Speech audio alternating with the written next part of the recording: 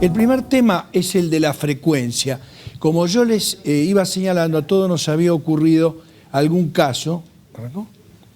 Había ocurrido algún caso de forma episódica, pero ahora tenemos que tener en cuenta básicamente esta situación. Así como en la década del 60 estaba en 1 cada 30.000 nacimientos, hoy está en 1 cada 333 y seguramente va a ser mucho más frecuente por una razón que todos conocemos, que es el crecimiento de la tasa de cesárea. Este estudio es de 2009, habla para Argentina de 35%, obviamente que son datos del sector público, todos sabemos que la tasa es muy superior y por lo tanto la cantidad de acretas que va a haber también va a ser cada vez más frecuente.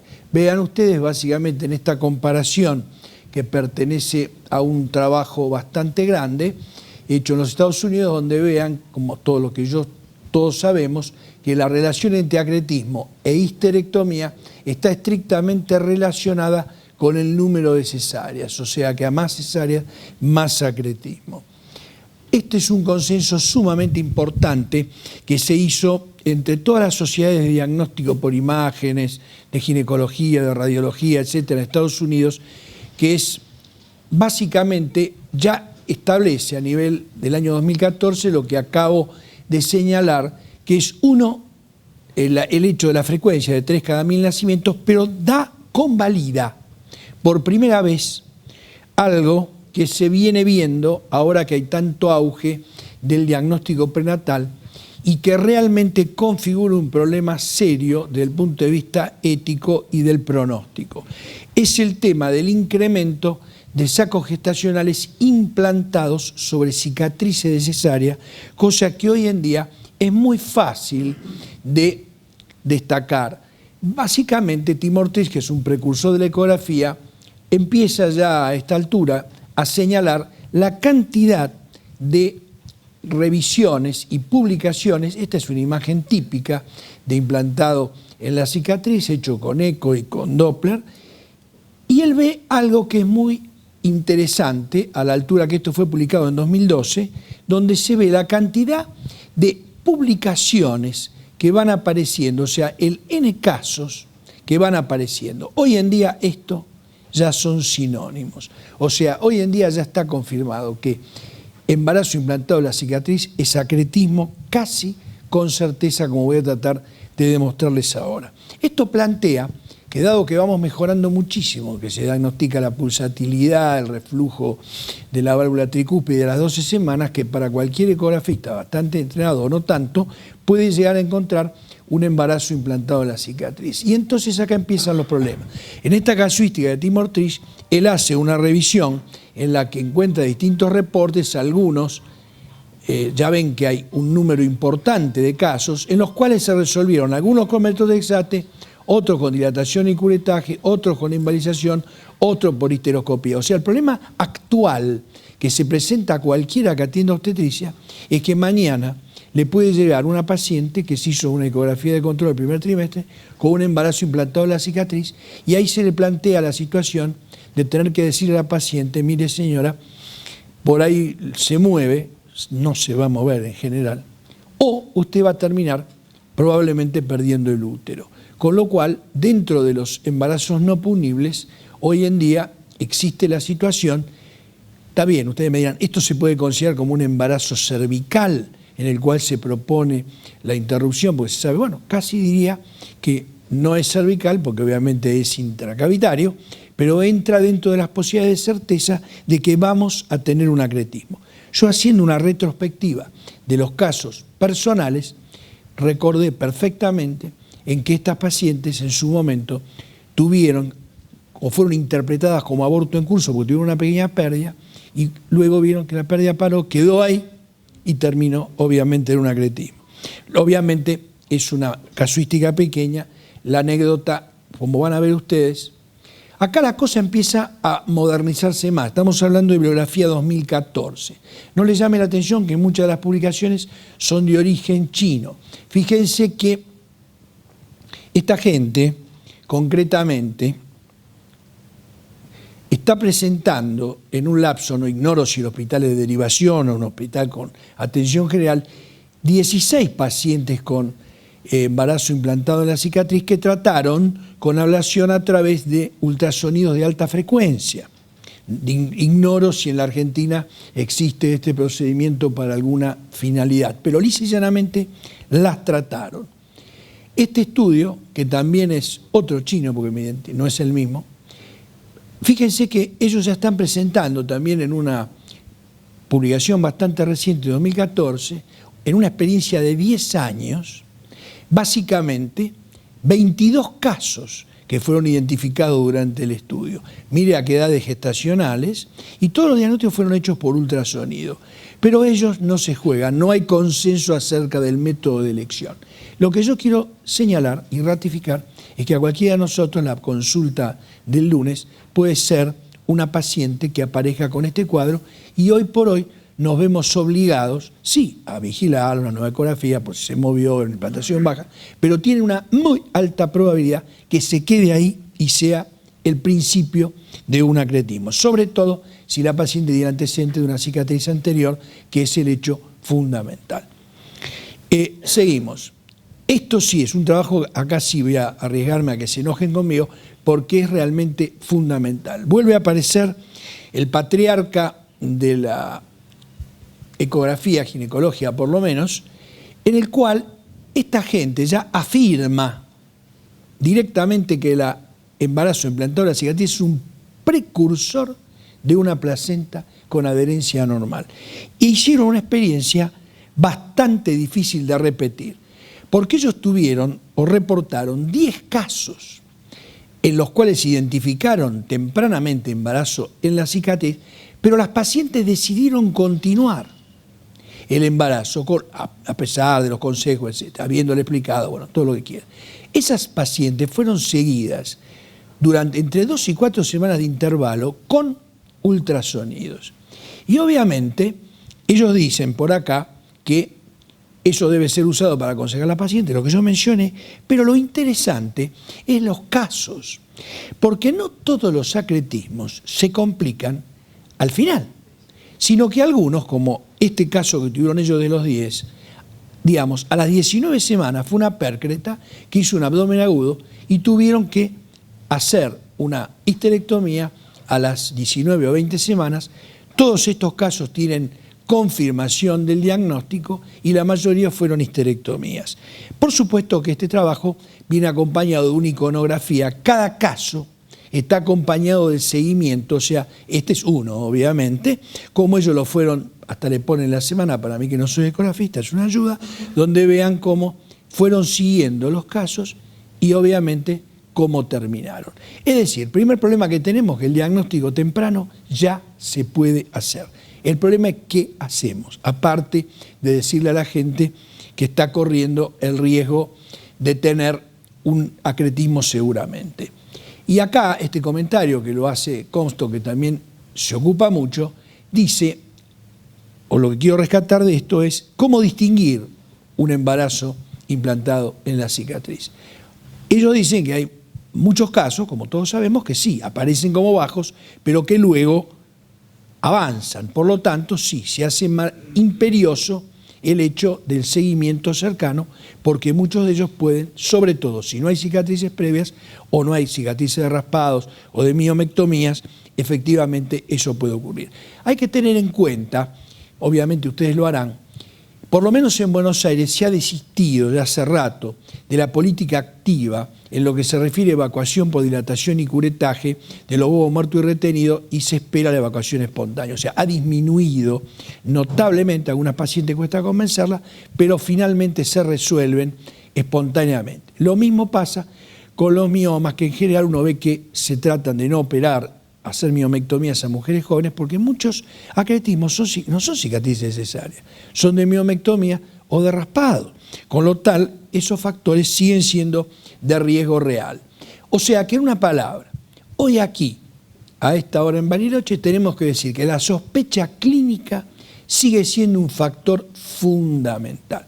Y si hay aquí presente algún ecografista o alguien que haga solamente imágenes, no se tiene que ofender, porque voy a mostrar números en los cuales básicamente hay que seguir creyendo en la clínica, y si ustedes me dicen, y les debe ocurrir, que les llega a pacientes que tienen un diagnóstico o una presunción de placenta previa acompañado de alguna cicatriz, deben pensar que tiene una posibilidad de adherencia normal, y eso es fundamental a pesar de los avances que tienen los métodos de diagnóstico y la calidad que en muchos lados, y aquí supongo que también debe haber. Lo de la placenta previa lo conocemos todo, y esto sí, me animo a ratificarlo. No hay hasta la fecha técnicas diagnósticas que permitan al clínico un 100% de certeza para descartar placenta. O sea, no se puede descartar ante esta sospecha clínica con ningún método auxiliar. Por lo tanto, es mandatorio reforzar la sospecha clínica. Obviamente esto lo conocen todos, los criterios de Finber y Williams siguen siendo vigentes, la pérdida del espacio, la hipervascularización, en esto vamos a ir rápido porque son los más conocidos. Esta es una imagen típica y algunas recomendaciones para la práctica diaria que están tomadas del Royal College pero que sirven para todos nosotros. Básicamente, el ultrasonido puede ser menos sensible cuando el paciente es posterior, el ultrasonido vaginal es seguro con placenta previa. Ojo que algunos arrastran todavía el concepto que la placenta previa no había que tactarla o no por un espéculo. Se debe hacer para localización precisa por vía transvaginal. Es razonable efectuar una ecografía transvaginal cuando se sospecha una baja inserción, a fin de identificar aquellas que requerirán un seguimiento posterior. También debe realizarse exploración transvaginal en aquellos casos en que la placenta alcance el orificio cervical interno. Las mujeres con sangrado deben ser mucho más estrictamente y en los casos asintomáticos, una ecografía transvaginal debe ser realizada para aclarar el diagnóstico y planificar la cirugía. O sea que no hay que temerle a la ecografía, pero tampoco ni a la forma transvaginal ni nada por el estilo. Pero, evidentemente, acá vienen los números. ¿Cuáles son los grandes números de grandes series? Los indicadores son los de siempre, el grosor del miometrio retroplacentario, los grandes lagos. El alto valor predictivo positivo de la ecografía está confirmado.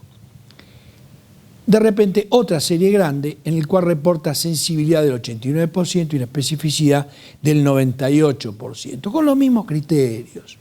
Acá, Fetal Imaging, que es el consenso a que acabo de hacer mención hace un rato, ¿qué dice? Algo que para mí es central, que tiene que quedar como una idea. La sensibilidad es del 77%, la especificidad del 96%, y esto es muy importante. La resonancia tiene eficacia comparable y sería útil para información adicional. O sea que la ecografía basta en muchos casos. Pero de repente empiezan a aparecer problemas. Este trabajo es un trabajo precioso. ¿Por qué? Será porque habla bien de los clínicos, pero fíjense, Bowman, que publica mucho sobre estos temas, hacen un trabajo muy interesante. Tomaron todas pacientes con placenta previa, algunas tenían o fueron ácretas y otras no lo fueron, pero lo más interesante, y esto está remarcado aquí, ciego, o sea, le dieron todas exactamente 1.374 observaciones sobre 229 estudios de 55 pacientes con ácreta y 56 controles. Se lo dieron para que lo miraran los mayores expertos. ¿Y qué pasó? Básicamente, ellos no conocían las pacientes, le tiraban los estudios. ¿Qué es lo que encontró Bowman? Bowman lo que encuentra, y acá un breve recordatorio de lo que es una curva ROC, en el sentido que el área bajo la curva tiene que ser entre 0,5 es inútil, 1 es perfecto, es básicamente la probabilidad de que entre un par de individuos, un enfermo y otro sano, la prueba los identifique. Y fíjense ustedes qué interesante esta conclusión. Usando el diagnóstico en forma ciega, o sea, sin conocer qué paciente es, aún dándoselo a los más expertos, el área bajo la curva, en rojo está excluido los que parecían inciertos se perdieron. Y en azul se incluyó todo. Pero fíjense que el área bajo la curva está en un valor de 0,71, 0,75, o sea, en la mitad entre nulo, que es 0,5, e ideal, que es 1. Y ese emergency que puse ahí, ¿qué es? Esto es lo peor que nos puede pasar. Nosotros, estas son las pacientes que nosotros pensamos que no tienen y tienen. O sea, viene a ser la que te dice, no, no pasa nada, operala tranquilo, pero no, esa tiene acretismo. O sea que el falso positivo, de última, no preocupa, uno toma toda la precaución, no pasó nada, mejor, nos vamos todos. Pero el gran problema es el falso negativo, que es cuando te dicen, no, operala tranquilo, que no es nada, y después resulta que tenía acretismo. O sea que en una palabra, esto sirve para ratificar la importancia del diagnóstico y la presunción clínica. La resonancia es útil cuando el ultrasonido no es concluyente. Obviamente hay que hacerla con gadolinio. Gadolinio tiene sus discusiones, pero no es para tanto, dado lo que está en juego. Ayudaría teóricamente a definir la profundidad de la invasión de la pared uterina y los parametrios. Y básicamente este trabajo lo cito especialmente porque acá participan dos autores argentinos, Palacio, Jaraquemada y Bruno, que son los que tienen más experiencia con resonancia. Y básicamente, ¿qué dice respecto al uso de la resonancia? Claro, a ellos, como ven ustedes, le da un área bajo la curva muy cerca de 1 para la resonancia, pero acá con mucha honestidad aclaran claramente que la prevalencia es, o la alta calidad del diagnóstico, es porque el 75% de las pacientes le fueron derivadas con sospecha ecográfica o sea que no es población general, sino mujeres que fueron derivadas para que ellos estudiaran en esa cohorte. Y vuelven a ratificar, a pesar de que son muy especialistas en este tema, que los reportes respecto al ultrasonido son suficientes y que teóricamente la resonancia aportaría más bien grado de invasión. Lo importante de esto es que estos estudios, con toda honestidad, lo señalan que es población seleccionada, la que le mandan porque no la tienen clara con la ecografía. O sea, la conclusión, la ecografía basta. ¿Qué hay que hacer cuando uno tiene una fuerte sospecha? Porque nadie puede hablar de certeza. Obviamente hay que asesorarla, hay que decir a la paciente que puede perder el útero, hay un consentimiento informado especial que hemos elaborado ya hace un tiempo, y debe haber toda una cantidad de requisitos, porque una cosa es el acretismo programado y otra cosa es el acretismo de urgencia, que es el temor que todos nosotros debemos tener cualquier actividad que desempeñemos en una guardia o en un lugar alejado con poca posibilidad de diagnóstico. Y ya lo hablamos muchas veces esto, disponibilidad de recursos, debe establecerse el lugar y la oportunidad apropiada del nacimiento que vamos a ver ahora, debe disponerse unidad de cuidados intensivos, o sea que esto requiere básicamente esto. El momento oportuno, ¿cuándo hay que operar? Uno dice, si opero rápido, lo más probable es que zafe, pero van a ser muy prematuro. En realidad esto es verdad. Por algún mecanismo difícil de entender, por encima de las 36 semanas hay más chance de que arranquen a sangrar. Y eso es evidentemente, como van a ver ustedes, esta cifra de Warshak, o esta también, el nacimiento entre las 34 y 35 semanas puede reducir el riesgo de sangrado. Es muy interesante porque ustedes saben que los norteamericanos están muy, pero muy exigentes con los nacimientos de los pretérminos tardíos y los términos tempranos. Una de las pocas excepciones que realmente marcan, como ven ustedes, es nada menos con sospecha de ácreta, en que ahí, como ven siempre por acá, placenta previa 36-37, irse lo más lejos posible con una miomectomía, pero cuando hay sospecha de ácreta, legitiman aún 34-35 semanas. Y esto es justamente a raíz de eso. Este mismo Bowman estableció en qué momento se desbarrancan las cosas. Con una experiencia bastante interesante, tiene 77 pacientes con sospecha de placenta ácreta, de las cuales, fíjense qué interesante, el 50% no estaba programada. Aún así, ellos demostraron que el factor esencial para determinar cuándo hay que programarlo o cuándo hay que sacarlo es básicamente los episodios de hemorragia antenatales. O sea, cuando la paciente no ha tenido digamos, básicamente ese episodio de hemorragia, básicamente se la puede ir aguantando, que sea la línea llena, lo más posible. Pero cuando la paciente ya tuvo por lo menos un episodio, que vendría a ser la línea punteadita, vean cómo rápidamente se empieza a correr de la 35 para abajo. Quiere decir que un buen consejo cuando uno tiene una buena sospecha es tratar de resolverlo antes de que tenga el primer episodio de sangrado, porque uno tampoco sabe si ese va a ser un episodio brutal o no. Eso es fundamental.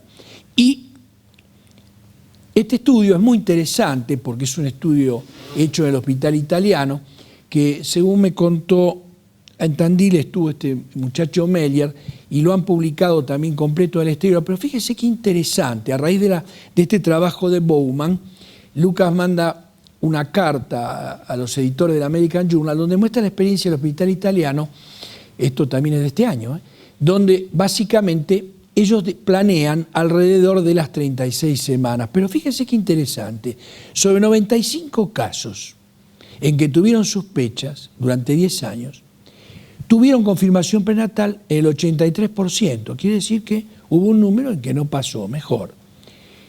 Ahora, fíjense que solamente alcanzaron un parto programado en el 67, digamos, en el 70% de los casos. Quiere decir que tuvieron un 33% en los cuales se le vino.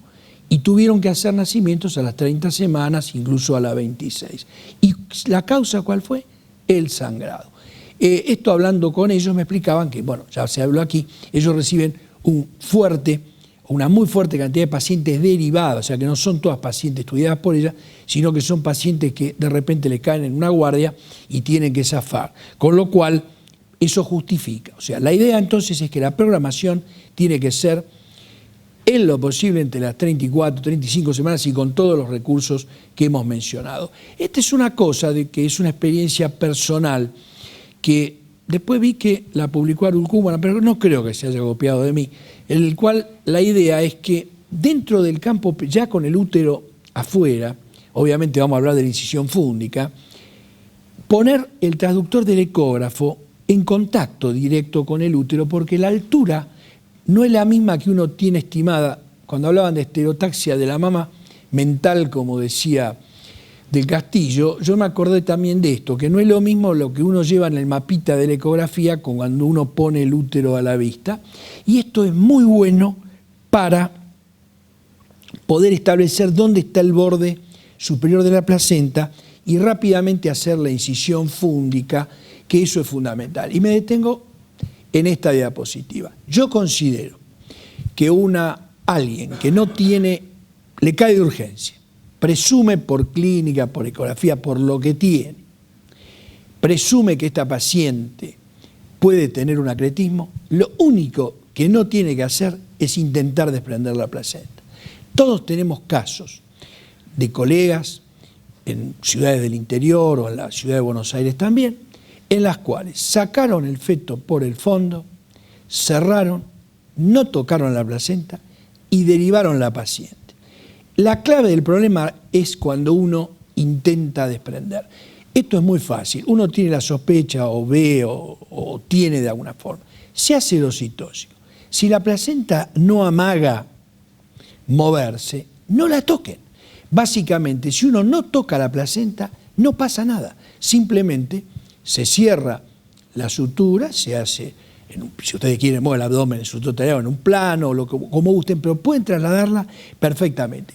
Hoy en día, yo pienso que de ninguna manera es punible que un colega haga, está bien, la paciente se va a enojar porque le van a tener que hacer una incisión grande, pero ante una sospecha, haga una incisión fúndica, saque el feto y si ve que es una placenta que no se desprende, no la toque porque le está salvando la vida. No pasa nada hasta que la placenta se desprende. O sea, si está adherida y cuanto más adherida, mejor. Acá ven, por ejemplo, un caso que, bueno, este está tomado, uno le parece difícil de los países nórdicos, pero también le pasó, no predijeron una placenta ácreta y ¿qué hicieron? Básicamente, como la placenta no se desprendía, la dejaron. Lo mismo que hacen en cualquiera de nuestras ciudades del Gran Buenos Aires. O sea que a ellos también les pasa. Rápidamente, ¿cuáles son las opciones para el control de la hemorragia? Obviamente la embolización selectiva es lo que has demostrado, y por lo menos en los casos que a mí me han tocado, es maravilloso porque realmente es un campo exangüe, requiere varias cosas, requiere un especialista, alguien que sepa hacerla, no son muy abundantes, pero voy viendo que poco a poco sí va creciendo en todo nuestro país este tema, que está muy propuesto en todas las publicaciones extranjeras, que es la colocación de balones en las ilíacas. Esto es una cosa que no es tan difícil para cualquiera que maneja algo de hemodinamia, con lo cual esto se coloca desinflado, si la paciente sangra se infla y esto disminuye notablemente. Esto es mucho más simple que la embolización ultraselectiva de ir a buscar justo los vasos, etc. Pero eso sí requiere individuos con capacitación. Y básicamente, como ven ustedes, en esta estadística que ya es bastante vieja del Hospital Argerich, el Hospital Argerich, por ejemplo, pese a tener un servicio de hemodinamia excelentísimo, cuando ellos vieron el diámetro de los vasos que había que ocluir, decían que no se parecían a las coronarias, por lo tanto no se contó hasta que apareció un radiólogo intervencionista, pero una de las ventajas que tenía el hospital es que, o que tiene todavía, es que tenía guardia permanente de cirujano vascular. Entonces, el clampeo aórtico infrarrenal constituye una solución muy buena. Los tipos que son idóneos en cirugía ginecológica, hacen oncología, saben hacer esto. El problema se planteó cuando yo todavía era jefe de departamento y le planteé al jefe de departamento de cirugía que le enseñara a los residentes de tocoginecología a clampear la aorta, con lo cual me sacó corriendo porque dice que nosotros íbamos a romper la cava, que era un... Pero bueno, como en realidad, por ahí tenía razón, la idea ¿cuál era? Que hay cirujano vascular en ese hospital. Entonces uno de repente pide, che, que suba el vascular liga la clase, pero eso ayer lo estuvimos filosofando en algún rato, que cuáles son las destrezas quirúrgicas que hoy en día tiene que tener alguien que hace obstetricia, como de repente, si uno hace 40 años le decían, no, tenía que clampear la aorta, ¿quién va a clampear la aorta? Entonces, de repente, hoy en día hasta eso puede hacer falta como un recurso hemostático para salvar la vida. Esto es una experiencia interesante porque es del Hospital San Martín de la Plata, me la dio el doctor Yoma. Todos los que conocen la provincia de Buenos Aires saben que el Hospital San Martín de la Plata recibe todo de todos lados, o sea, de toda la provincia, todos los casos difíciles. Y fíjense cómo están ellos fuera de las estadísticas en que en los últimos 18 meses, esto está hecho el año pasado, tuvieron 33 casos, o sea que se fueron muy por arriba, porque obviamente se los mandan. La edad materna promedio, diagnóstico por ultrasonido, bastante bien confirmado por ultrasonido, poca resonancia magnética, pero lo novedoso es que ellos le tomaron mucho gusto al tema de la oclusión con balón. Esto está realmente difundiéndose más. Es más, hasta algunos anestesistas me dijeron que algunos de ellos están aprendiendo a hacer esto, lo cual no lo puedo jurar, pero sí sé que esto para alguien que hace hemodinamia es mucho más fácil que poner una embolización ultraselectiva. O sea que el tema de oclusión con balón va ganando adeptos. Por supuesto, esto es la embolización, que obviamente es lo ideal de lo ideal, y básicamente acá, como para cerrar, es el tema de qué hacer con dejar la placenta, que eso es un tema evidentemente no resuelto. O sea, el dejar la placenta in situ, en forma definitiva, no mientras la trasladan, me refiero, es un tema no resuelto. Hay, sobre todo en Francia, la mayor experiencia es, Francia tiene, como Holanda, un sistema de derivación y de planificación. Por ejemplo, hay 5 lugares donde se operan acretismos. Dice, pero Francia, un país... Sí, tienen 5 lugares donde se operan los acretismos. Entonces, obviamente, son los tipos que tienen mayor experiencia. Los resultados, aún para esta gente, Goffinet, etcétera, son bastante inciertos. O sea, ¿qué quiere decir? No es una paciente que uno pueda decirle, te dejo la placenta, andate a tu casa. O sea, obviamente le hacen metotrexate, le hacen embolización, pero un gran número de estas pacientes vuelve a sangrar y hay que reoperar. O sea que hoy en día ya ven que este mensaje final es básicamente eso. Hay el manejo conservador, dejado en situ para que sea reabsorbido, se asocia con complicaciones a largo plazo de hemorragia e infección, incluyendo un 60% de riesgo de histerectomía. O sea que por lo visto es un tema de futuro. Muchas gracias. Obviamente las palabras de agradecimiento para la Sociedad de Bariloche por el enorme esfuerzo que han hecho, esta impecable organización. Muchas gracias por todo.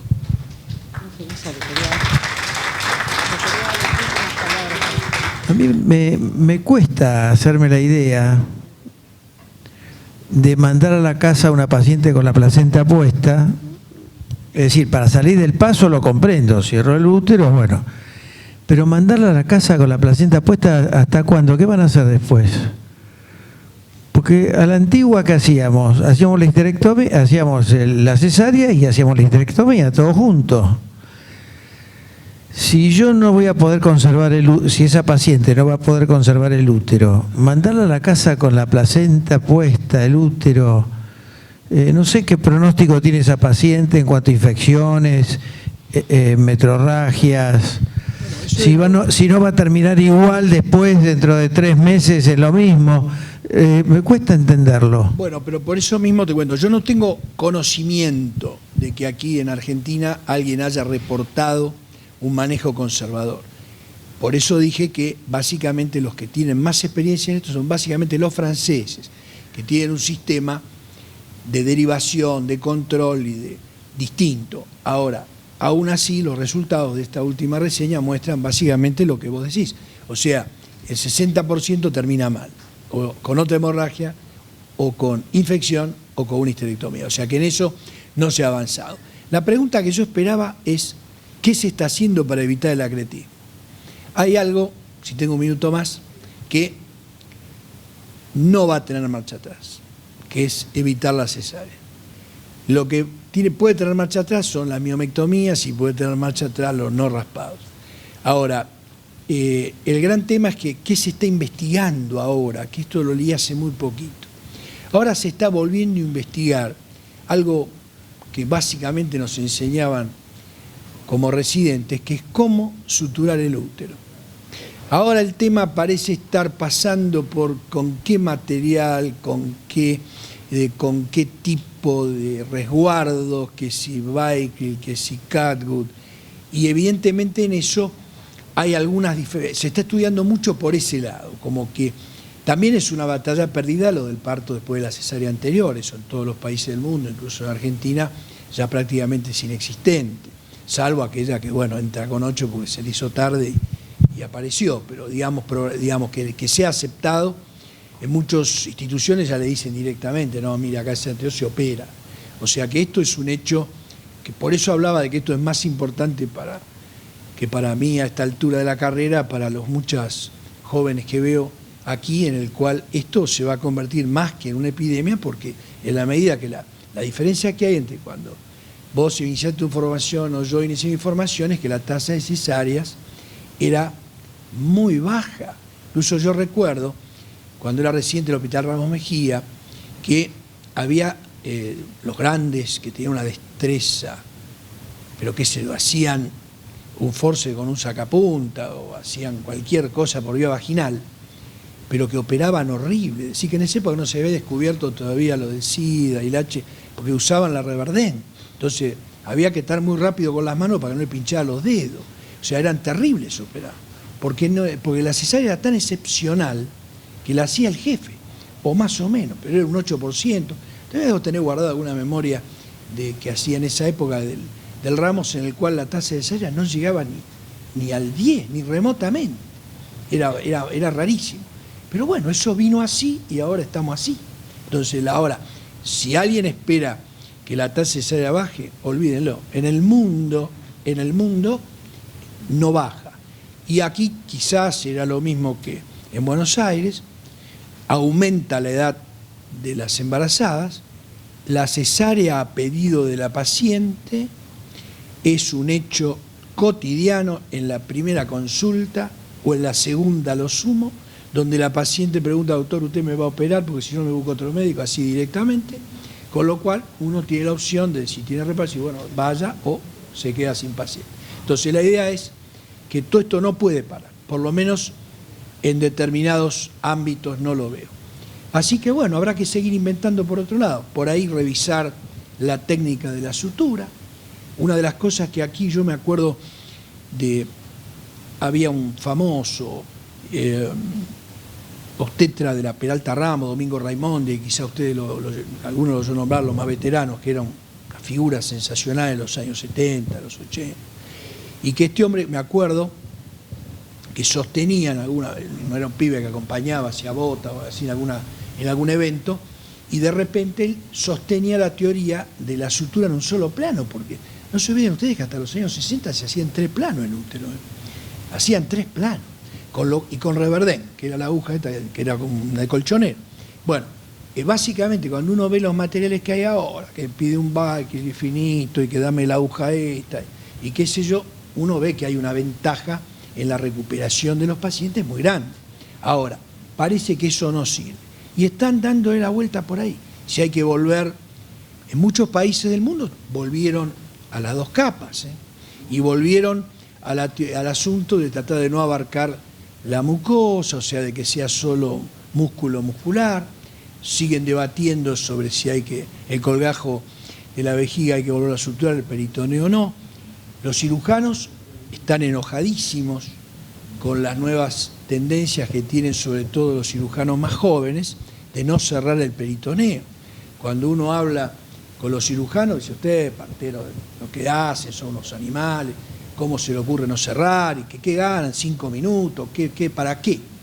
Los tipos se enojan muchísimo con eso, en el sentido de que, ¿pero cómo? Eso es la fisiología, bueno. Y otros cirujanos tampoco cierran nada, pero bueno. O sea que evidentemente ha habido muchos cambios. Lo concreto es que la tasa no va a bajar, de eso no tengan ninguna duda, que al contrario, hay algunos lugares que ya están cerca del 100%, salvo los partos que se les escapan y se hacen inevitables. Pero en muchos lugares, ahora, son demasiadas cosas que confluyen para lograr. Yo la única tasa de cesárea que me gusta mostrar, por una situación que ignoro, será por un poco de paciencia, yo atiendo a una gran cantidad de judíos ultraortodoxos. El tema es que estas chicas empiezan a tener hijos a los 18 años. Y lo peor que puede pasar es que le hagan una cesárea. Entonces, pues, como piensan que hacen menos cesárea, entonces de repente, bueno, cuando tienen 30 años ya tienen por ahí 6. O todavía la madre, que también empezó a los 18 años, tiene uno más. Entonces, ahora entró de vuelta una que ya va por el 10º. Lo peor que se puede hacer en esas pacientes, que es lo que no perdonan, es la cesárea. O sea, ahí para que sea cesárea, por poco hay que pedirle permiso al rabino, toda la historia. Pero la tasa de cesárea que uno tiene en ese grupo de población, que son mujeres jóvenes y convencidas o no, es bajísima. Yo te diría que es raro que uno opere a una de esas pacientes. Lo que pasa es que son situaciones, por eso digo, esa tasa la puedo mostrar con orgullo, es muy baja.